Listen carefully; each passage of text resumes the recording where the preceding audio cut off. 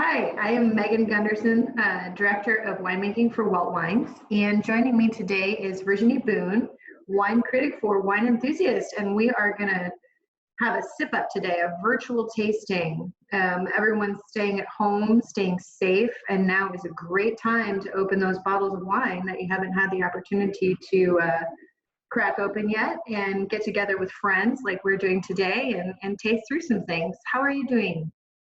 I'm okay. I'm okay. I've been, I'm lucky that I can continue tasting through this time. I'm keeping up with all the wine submissions that are coming in still from Napa and Sonoma, which is nice. It's a little bit of normal in the Mhm. abnormal, and it just sort of bodes well for the future that these wines will be available and people can enjoy them, and there will be new vintages coming. And it's what I love about the wine industry, that sense of continuity. Yeah, we are actually still coming to work every day. So agriculture and wine production are considered essential business. So, we're very active in the vineyards. We've got bud break pretty much everywhere. Um, and so we're finishing up pruning in some areas and keeping everyone safe. The vineyard guys are working every other row and trying to minimize contact. But last week at the winery, we were labeling and bottling. So that was a bit of a challenge. Yeah, and So I would imagine that is. But how far along are you? Are you almost done with that aspect of it? the bottling, yeah, it was just a couple day bottling run. And then we canned some rosé for our vodka brand last week Right. as well. So yeah, just keeping things moving and everyone I think is happy to be coming to work, and we're just doing our best to keep everyone safe and keep everyone in good spirits. Well, I have to say it is nice to see people out still working in the Hmm. vineyards, because there is enough distance to do that safely, and it's just nice to see again like that sense of nature goes on and agriculture has to continue and we take care of it, but it's going to go on whether we're there or not. So Hmm. Yep. So a sense of normalcy in a very challenging time is always good. yeah, Well, are you ready to taste some wine? I am. It's I've got five the o'clock first one somewhere, poured. right? Yep. Yeah. Well, I mean, this is what we would both probably be doing right now anyway, I so we might know. as well do it together. So we have our 2017 Bob's Ranch Chardonnay. So, as you recall, Virginie, 2017 was kind of a difficult vintage. Got very warm multiple times in September on our first day of processing reds. I remember it was about 110 degrees on the crush pad. Um, so that was a little bit challenging. But this wine, or wine that we produced in 2017 from Bob's Ranch State Vineyard, this is a vineyard located between Cotati and Sebastopol. So it's right in the path of the Petaluma Wood Gap. So it's got that direct opening to the ocean. And when I was driving around Sonoma at that time and it was 105, 106 degrees, it was only 95 at Bob's Ranch. So I would go there to cool down. Which is kind of crazy for that area. I mean, Hmm. I feel like even on the hottest days, it's like 70 at Yeah. most. So that shows you how hot that spike was in 17. Hmm. And I think you can feel that in this wine. I mean, it's a big concentrated Chardonnay, but there's that wonderful acidity, that punch of acidity that naturally comes from that site, but it's just accentuated in the 2017 vintage. And I think that's going to bring a lot of ageability to this barrel fermented Chardonnay. Hmm. And so when you have a warm vintage like that, or you have sort of a site that is, has had some things happen during the vintage that are unusual, like heat, what do you do in the winery to sort of account for that? Are you dialing back the oak? Are you change? I mean, it's probably too late to actually change the oak that you planned, but what do Hmm. you do? Yeah, so it's vintage by vintage, and in 2017 in particular, we're very fortunate that we have an amazing, dedicated vineyard staff, and we were watching the weather, and we were out in that property every day, which is difficult because we have vineyards that span 1,000 miles of Pacific coastline from Willamette down to Santa Rita Hills. So we just spread out. We kept an eye on things. We were cluster sampling out there rather than berry sampling, so we had a really good idea of the maturity of the sugar level, and we were able to mobilize to pick very quickly. So this is bigger, richer. So I think I did about 40 to 45% new oak to kind of handle that richness. And I think it was more apparent at first, and now it's integrating quite nicely for me. Yeah, no, and I think the aromatics are really a standout for me. I mean, I think, you get that richness and concentration, but you still get some really subtle notes of, sort of floral aromatics and even like stoniness that I always think of with coastal sites. Well, I'm glad you like it. Those are great descriptors. I would drink more. I might drink more throughout the day, a little later with dinner. All day long. You got to keep the palate strong. This is wine palate exercise. You don't want to lose those skills. Exactly. Well, and that's a fun thing that people can do if they've got wine at home, I would think. And hopefully, you're giving people ideas of what they can do with your wines or other wines, and just ways to taste that maybe they haven't had time to do in the past.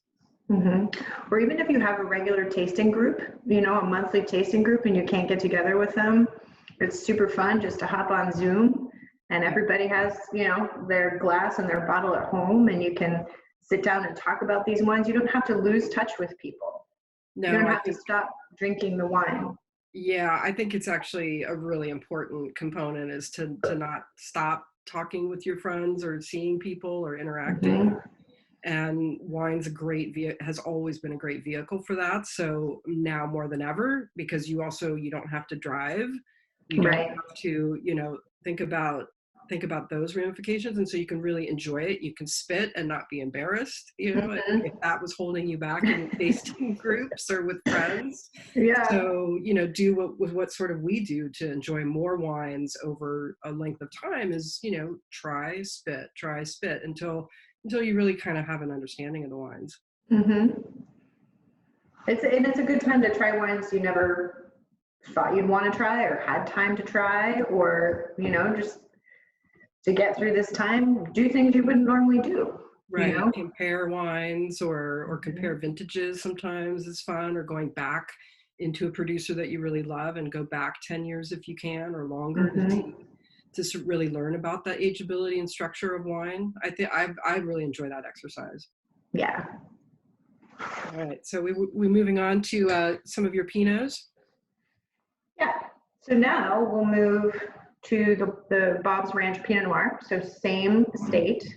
This is planted to about 47 acres of Pinot Noir and 25 acres of Chardonnay. And it was a property that was envisioned by Paul Hobbs and Ulysses Valdez. So this is a really complex mix of both heritage selection of Pinot Noir and Chardonnay, and also clones. So it's like for me, how there's lots of different kinds of pizza. There's thin crust pizza, there's cheese crust pizza, there's, all kinds of different variations on a theme. And that's kind of, for me, what clones or field selections of Pinot Noir and Chardonnay are. It's the same thing. They're just different spins on it. So Bob's Ranch for me is like a big spice rack in all these different complex blocks. And it produces very rich, decadent, earthy Pinot Noir and very concentrated and mineral Chardonnay. And it's fun to have all those different variations on Pinot Noir and Chardonnay to play with in the final blending of the wines. Can you, after you've had a chance to taste the wine, can you talk a little bit about, do you worry more about Pinot than Chardonnay at this site when it comes to the heat that we had in 17? So were you, panicking a little bit more for the Pinot's sake, because it can be so delicate and so challenging? And yeah, especially in a vintage like 2017, because you can have Pinot Noir that is almost perfectly ripe, and if you get a warm day, in 24 hours, it can go completely to raisin. Pinot is very fragile.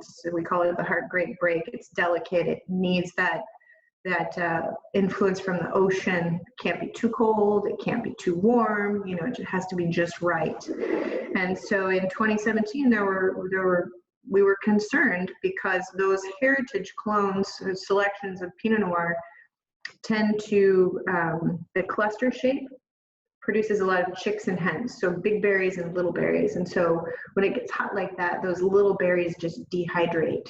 You know, they dry up and they go right to raisins. So we had to be really careful about moving through that very complex property and picking constantly. I was out there every day tasting to make sure that we didn't get too overripe in 2017. Right, right. It was challenging.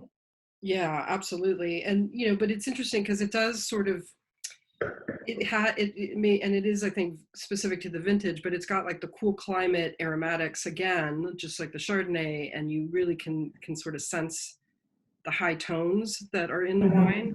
But it's got what I always think of as sort of these warmer baking spices, like just kind of, it's almost like you could taste the warmth that happened over the time within reason. I mean, because like you said, you have to pay, you know, crazy attention to detail to achieve that and not just get raisiny, overbaked and, you know, muddled fruit. Yeah, that's a huge compliment because it was difficult in 2017, and we were very careful in our winemaking approach. We kept the blocks as separate as possible throughout the vinification process, throughout barrel aging, and then we had a really complex array of lots that we sat down and we could pick the 3 or 4 or 5 best blending components and put together the very best of that vineyard into this Bob's Ranch Vineyard Designate Pinot Noir bottling. So I'm really enjoying the evolution of this wine. It's still very fresh, it's earthy, it's got dark fruits, and I love the concentration. It's a vineyard that makes big concentrated Pinot Noir. Do you think sometimes those warmer vintages, it does take a little longer for the wine to develop that nuance? Like, do you find that it needs a little extra time?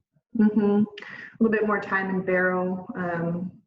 I'm seeing sort of some of those very primary fruit aromatics sort of go more into the background. You get more of the earth, more of the spice, all the things that I like about Bob's Ranch. That's coming more to the forefront as we continue the bottle aging. Yeah. Yeah, no, it's in a great place right now. I hope people will, you know, have a chance to enjoy it. Me too. I'm glad you're having a chance to enjoy it right now. I am having a chance to enjoy it right now in the middle of our sequestration, or whatever you want to call it, our quarantine in-house. I can't wait until we can go back to a restaurant where we were at Market in St. Helena and sit down and have lunch together again. Yeah. I know, I'm having like such a hard time watching TV and movies because it's great escape, but at the same time I'm like, oh, I miss restaurants. Oh, I miss going over to people's houses. You know, like you start just seeing, you know, normal life again, and you realize how much you just kind of took it for granted, I guess. We did. And we're trying to do a DoorDash or a delivery at least once a week to support a local restaurant. And then, you know, we don't have to cook, and our kids get to choose what they have for dinner that night. And just trying to keep supporting. It's tough. I know, for everybody right now. Well, in Napa and Sonoma, I mean, we consider ourselves pretty resilient given the last couple of years going back to 2017 with fires, and floods, and power outages, and all the rest. But you know, this is global, so it's like we feel resilient and yet helpless, I'm sure, at the same time. Yeah. But it is nice to be in an agricultural area where there is some, you know, we are looking to the future and planning. Yeah. So tell us about these other 2 wines I have on my desk. Okay, so now we're going to move a couple hours, about 2.5 hours south, down to Santa Lucia Highlands. And so this is a great growing region for Pinot Noir, very influenced by the Monterey Bay. And you've got the Santa Lucia mountain range there, and there's kind of an alluvial bench that comes off. And you're driving down 101 and you see, you know, the valley, and then on your right-hand side, if you're going south, the Pacific Ocean, those Santa Lucia Mountains, and all of these vineyards come into view, and it's pretty incredible. And we're fortunate enough to source from Sierra Mar Vineyard, which was planted by Gary Francione. And this is a very high elevation vineyard, a lot of different elevations and aspects, and it's all Pizzoni field selection. It's just 3 or 4 blocks throughout that vineyard that develop very differently, and I ferment them separately, and then they come together into final blending to make this wine. And I love Santa Lucia Highlands because you get very powerful fruit, red fruit, but also just amazing acidity. You know, the proximity to the ocean, it's like you can almost taste the ocean in these wines. It's one of my favorite appellations. How far would you say the ocean is in comparison to something like Bob's Ranch and the Petaluma Gap? I mean, they both seem fairly close, but how do you see it from? Well, I think that region there is, Sierra Mar is probably the farthest removed vineyard that we're working with in that area from the Monterey Bay, so it's a little bit warmer. But as the crow flies, with proximity to the ocean, I think it's closer. And so you have a lot of fog, you know, come in over those Santa Lucia Mountains and down into Sierra Mar that way. And then the warmer air from that central valley there just kind of sucks the fog in from the Monterey Bay as well. So I think it's a little bit closer actually than Bob's Ranch, but there's not that direct cutout in the coastline there where you have the Petaluma wind gap. It's a little bit more the fog coming over the hills and then down through the channel. It's situated differently in relation to the ocean. Right. How far apart do you pick them then? I mean, I would assume that you're picking Bob's after Sierra Mar, but... Typically, yes. Santa Lucia Highlands has one of the longest growing seasons out of all the appellations that we work with. Earlier bud break, just longer hang time, if you will. However, in 2019, I can't remember 2017 now, but in 2019, all of the Pinot Noir came in within a 14-day span. So it was very, very quick. And I believe in 17, it was pretty close. You know, we were 14 or 21 days and everything was in from Willamette down to the Santa Rita Hills. So typically, Santa Lucia Highlands is coming in before Bob's Ranch, though. Okay. I mean, that packs a pretty serious punch, this wine. I mean, it's got the coastal attributes that you mentioned, but it's so powerful. And yet, again, like that acidity is right there. Like it's completely persistent and against that power. It's cool. I like the contrast. And it was fun. We had a Zoom chat with Adam Lee of Siduri, historically of Siduri, and now Clarice and Beaumarchais, and Root and Rubble. He's starting all kinds of new brands, but he has worked in Santa Lucia Highlands for a very long time as well. And he says this is an ideal appellation for whole cluster fermentation. Now, I haven't done any whole cluster fermentation with Sierra Mar, but because of that elevated natural acidity and the extended hang time, it's ideal for whole cluster. And so I think we will try more of that in 2020 harvest. That's why it's fun. You know, we don't have anything else to do, so we Zoom chat each other and we get winemaking ideas. Well, there you go. I mean, all these things that everybody was too busy running around doing crazy stuff. Now you can like sit down and focus on, what do I want to know? What am I wondering about? And yeah, it's been a lot of fun. Yeah. Well, and you're right. It's Adam. I mean, I asked him once and I don't think he was 100% sure, but he might've been the first to source from Pizzoni, I would think. Certainly one of the first. Very early on, yeah. Which is practically next door to Sierra Mar, more or less, right? So Gary's vineyard, and then he's also sourcing from Rosella's vineyard, which was the first vineyard that Gary Francione and his wife Rosella developed in the mid-90s in Santa Lucia Highlands. So he's been a pioneer with a lot of grape growing pioneers in many areas, and that's a good segue to our next wine, Clos Pepe. So further down the 101, further down the coast, we have our 2017 Clos Pepe, vineyard designate, Pinot Noir. Try next. And Adam's been working with this vineyard since 2000 with Centurion. With Walt, we've been working with Stephen and Kathy Pepe since 2010. Yeah. So another incredible site. Have you been to Clos Pepe? I haven't been to Clos Pepe, but I've been to Santa Rita Hills, and so I'm, I know a little bit about its sort of unique setup, which I've always had to kind of wrap my head around because it's so different than Sonoma and the coast that we have here. So yeah, just describe it a little bit. Yeah, so Santa Rita Hills is a phenomenal place for Pinot Noir. It's located, off the 101 between Buellton and Lompoc, and that Highway 246 there that runs between the Las Purisimas and the Santa Rosa mountain ranges. I'm from Colorado, so for me they're more hills, but they're important. Come on, those are mountains. It creates this, there was seismic activity millions of years ago, hundreds of millions of years, and these mountain ranges that used to run parallel to the coast kind of lifted up and turned, and now they run perpendicular to the coastline. So this is the only east-west corridor in North America. And the warmer air inland creates this vacuum, and it pulls the fog and the breeze in from the ocean. And so an area that would otherwise be far too warm for Pinot Noir becomes, it's ideal. The fog, the soil, the sedimentary soils, the seabed soils rose up, and these soils for me are very unique. They're diatomaceous earth.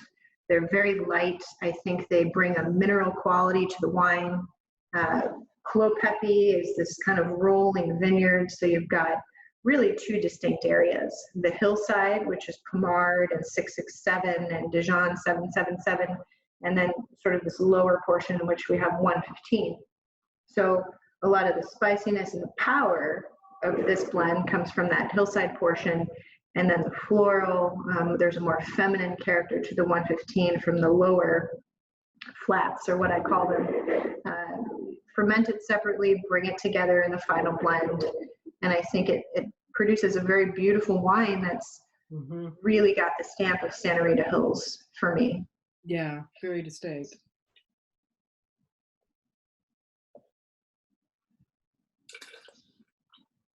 Forgive my spitting. I'm doing the same thing. I still have a lot of work to do this afternoon, so. Yeah. I mean, the interesting thing with that one is it's got so much more grip than the other ones to me. Well, here we are doing a little bit of whole cluster. So you feel that, I think in the final blend, it was about 10% overall. 10% of the total volume was fermented with whole cluster fermentation. And in 2017, I believe I focused on the Block 5, the Pommard, for whole cluster. And you can feel that grip.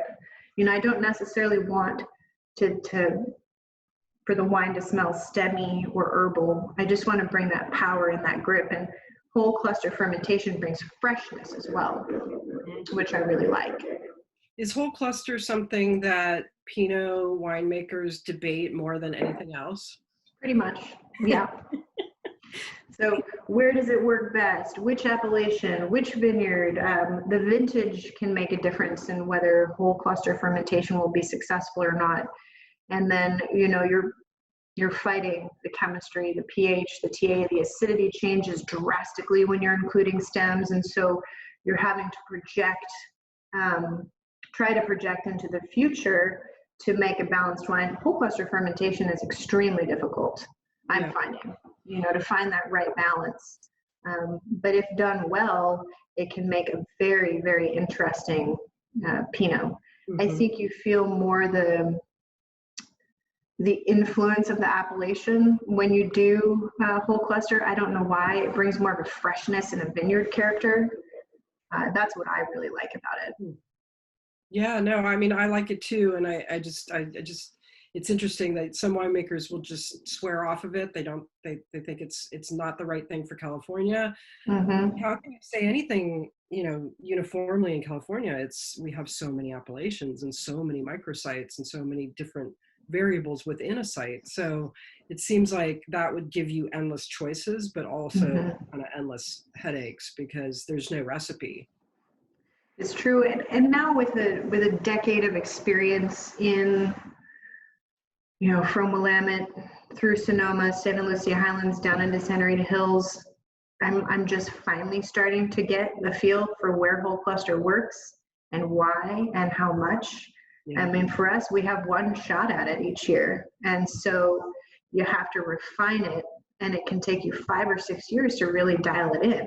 And that's taking out, the variability of the vintage differences as well, because in some vintages it will work and in some vintages it won't. So it's always trying to make better wines, always trying to push the envelope and see what we can do. For example, in 2019, we tried 20% whole cluster with Bob's Ranch, so the wine we had earlier. And I think that was too much. So we're going to dial that back in this vintage to more like 10 or 15% and see if we can't find that sweet spot. When do you make those decisions? I mean, is it really just at pick? Yeah. Pretty much. I mean, you're walking the blocks, you're tasting, you're looking. For me, when I consider whole cluster, I'm looking for a certain shape to the cluster. I love using those teeny tiny clusters out at Bob's Ranch with more of the chicks, more of the small berries and the bigger berries.